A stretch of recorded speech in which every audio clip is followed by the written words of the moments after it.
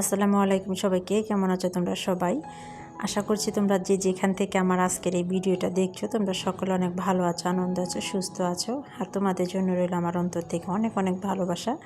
আর মহান আল্লাহর কাছে এই প্রার্থনা করি তোমরা যে যেখানে থাকো ভালো থাকো, সুস্থ থাকো, নিরাপদে থাকো। এই প্রত্যাশায় আমি আমার চ্যানেলে ছোট্ট একটা ভিডিও নিয়ে চলে আসলাম। আজকে ভিডিওটা শুরু করেছি সকাল থেকে, একদম অনেক সকাল থেকেই 7টার থেকে শুরু করেছি। এই তো রোহান স্কুলে পড়াটা নিয়ে যাবে, সাদা রুটি নিবে আজকে। আর এই জন্য আসে বলেছে যে রাতে বলে রেখেছিল যে আম্মু আলু ভাজি করে দিবা, আলু ভাজি দিয়ে রুটি নিয়ে যাব। সকালে বেশি কিছু খেতে চায় না, খেজুর দিই, ইচ্ছে হলে খায়, ইচ্ছে না হলে খায় না। আর ডাবের পানি তেমন একটা খেতে চায় না, তারপরে জোর করে হলেও একটু খাওয়াই। আর সে আজকে সাদা রুটি নিয়ে যাবে আলু ভাজি দিয়ে, সেজন্য ভাবলাম যে তাহলে রুটি আর আলু ভাজিটা করে নিই। আলু সকালে আমি পোলে নিয়েছি, সেটার অফ ক্যামেরাতে আমি করে নিয়েছি। আর রুটিগুলো রাত্রে আমি বানিয়ে পেপার দিয়ে ঢেকে রেখেছিলাম।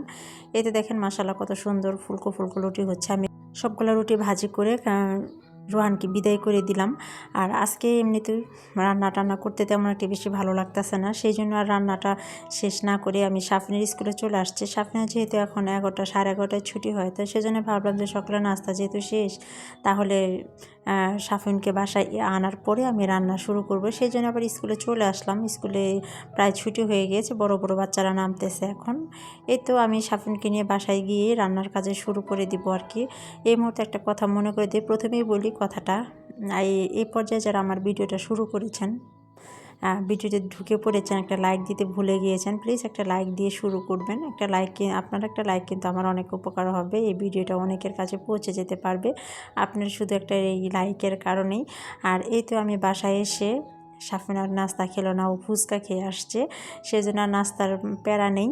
আর আমি ওকে আর নাস্তা খাওয়ার কথা না বলে আমি রান্নার কাছে চলে আসলাম। যদিও রান্না আজকে আমার অনেক দেরি হয়ে গিয়েছে, আমি সকাল সকাল রান্না শেষ করে ফেলে আজকে জানি কেমন হঠাৎ ভালো লাগতেছিল না, তাই আর রান্না করতে ভালো লাগলো না।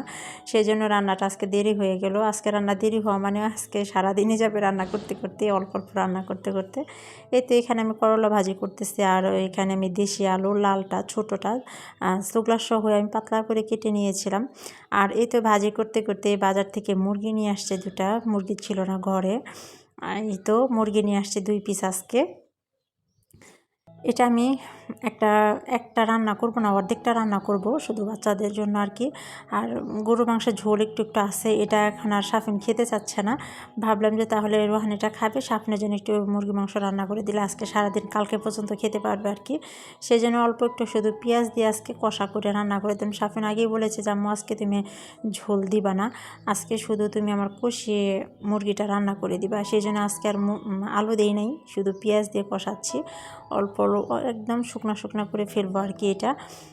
এই তো আমি এটা অল্প পরিমাণ ঝোল দিয়ে বসিয়ে রাখবো, যেহেতু গ্যাসের পরিমাণটা অল্প, একেবারে অল্প। আর যেটুকু গ্যাস আছে এই গ্যাসে কিন্তু মাংসটা খুব ভালোই হয়। আর আমি পাশের চুলা অল্প গ্যাসে ভাত বসিয়ে দিয়েছি ঢাকনাতে ঢেকে, যাতে তাড়াতাড়ি বলক উঠে। এই তো ভাতটা প্রায় বলক উঠবে ভাব, এই অবস্থা। আর এদিকে আমি ভাতটা হওয়ার পরে আমার রান্নাঘরে কাজটা শেষ করে নেব। আজকে কালকে রাত্রে তরকারি আছে, সেই তরকারি দিয়ে আজকে এই ভাজি আর মুরগি মাংস দিয়ে চালিয়ে দিব আর কি। আর তেমন আজকে কিছু রান্না করব না।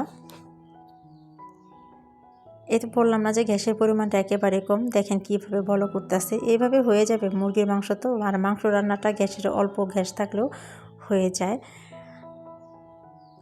যাই হোক, এদিকে আমার রান্না শেষ। আর ওইদিকে হাবিবের মা আসছে আমার ঘরটা মুছে দিতে আর কি। ও চলে আসছে, ওর সাথে কথা বলতেছি।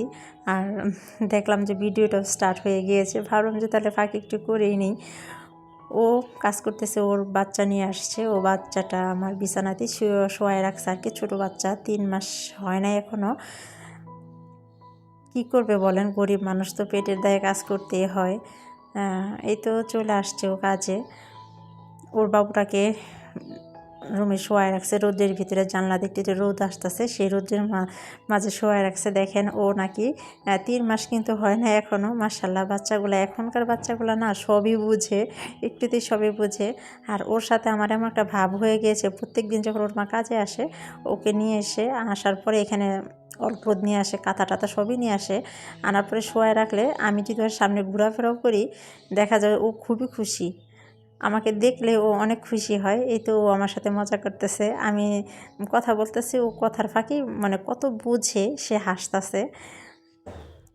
একটুতে সে অনেক বুঝে। মাশাল্লাহ এখনকার বাচ্চাগুলো কিন্তু এমনই পাকনাই হয়। আর এই তো আজকে আর তেমন বাড়াবো না, এ পর্যন্তই রাখবো। সবাই ভালো থাকবে। আসসালামু আলাইকুম সবাইকে, আল্লাহ হাফিজ।